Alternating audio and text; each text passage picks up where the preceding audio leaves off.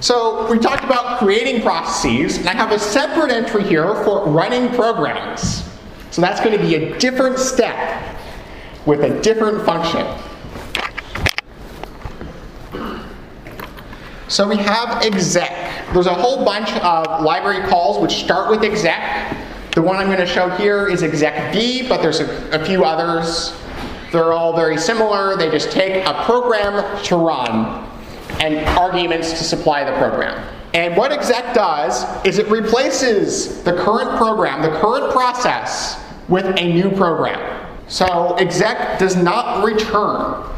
Instead, it takes your process control block and changes all its data to be for the new program. And typically, you'll use exec with fork. You'll want to make a new process, and instead of having that new process run the same program, you want it to run a different program. So here's an example of that pattern. So we have fork here, we call fork, and if we're in the child process, we call execv, and here I'm saying I want to run the program /bin/ls. That's the name of the executable file I want to run. And the arguments I'm supplying are ls minus l, and I have a null to indicate that's the end of the arguments.